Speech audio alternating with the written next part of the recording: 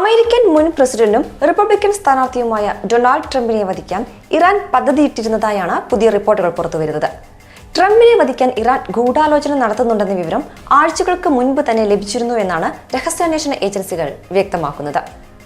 നവംബറിൽ നടക്കാനിരിക്കുന്ന തെരഞ്ഞെടുപ്പിന് മുന്നോടിയായി ട്രംപിനെ വധിക്കാൻ ഇറാൻ ശ്രമിക്കുന്നുണ്ടെന്നാണ് പുതിയ വാദം. US രഹസ്യാന്വേഷണ വിഭാഗവുമായി സഹകരിക്കുന്ന 2 മുതിർന്ന ഉദ്യോഗസ്ഥരെ ഉദ്ധരിച്ചാണ് റിപ്പോർട്ടുകൾ പുറത്തുവരുന്നത്. എന്നാൽ പെൻസിൽവാനിയയിൽ ട്രംപിനെതിരെയുണ്ടായ വധശ്രമത്തിൽ ഇറാന് പങ്കുണ്ടോ എന്ന കാര്യത്തിൽ തെളിവൊന്നുമില്ല. ഇറാന്റെ ഉന്നത സൈനിക ജനറൽ ഖാസിം സുലൈമാനിയെ കൊലപ്പെടുത്തിയതിനുള്ള പ്രതികാരമായാണ് ഇറാൻ ട്രംപിനെ ലക്ഷ്യമിടുന്നതെന്നാണ് വിവരം. 2020 ജനുവരിയിൽ ട്രംപ് പ്രസിഡന്റായിരിക്കെയാണ് അമേരിക്കൻ ഡ്രോൺ ആക്രമണത്തിൽ ഖാസിം സുലൈമാനി കൊല്ലപ്പെടുന്നത്.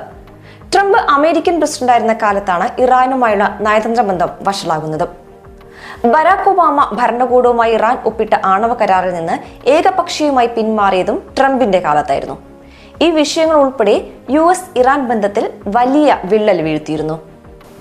വരും ആഴ്ചകളിൽ ട്രംപിനെ വധിക്കാൻ കൂടുതൽ ശ്രമങ്ങൾ ഉണ്ടായേക്കുമെന്നും ഇന്റലിജൻസ് റിപ്പോർട്ടുണ്ട്. എന്നാൽ ആരോപണങ്ങളെല്ലാം ഇറാൻ തള്ളുകയാണ് ഉണ്ടായത്. സുലൈമാനിയുടെ കൊലപാതകത്തിന് ശേഷം ട്രംപ് തങ്ങളുടെ മുഖ്യ ശത്രു തന്നെയാണെങ്കിലും നിയമപരമായ പാതയിൽ മാത്രമേ തങ്ങൾ നീങ്ങൂ എന്നായിരുന്നു ഇറാന്റെ പ്രതികരണം.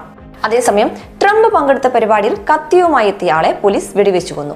43-കാരനായ സാമുവൽ ഷെർപ്പാണ് വെടിയേറ്റ് മരിച്ചത്. ഇയാളുടെ 2 കൈകളിലും ഓരോ കത്തിയും ഉണ്ടായിരുന്നു. നിരായുധനായ ഒരാൾക്ക് നേരെ ഷാർപ്പ് ആക്രമണം നടത്തിയതോടെയാണ് പോലീസ് വെടിവെച്ചത്.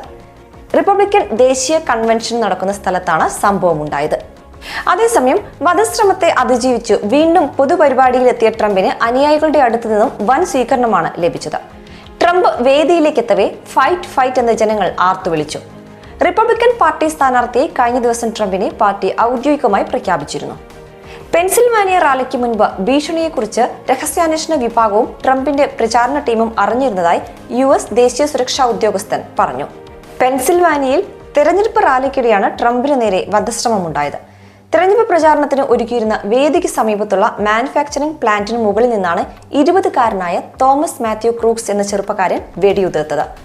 സംഭവത്തിൽ അന്വേഷണം നടക്കുന്നുണ്ടെങ്കിലും കൂടുതൽ കാര്യങ്ങൾ ഇപ്പോഴും കണ്ടെത്താനായിട്ടില്ല. ട്രംപിന്റെ വലതു ചെവിക്കാണ് വെടിവെപ്പിൽ പരിക്കേറ്റത്.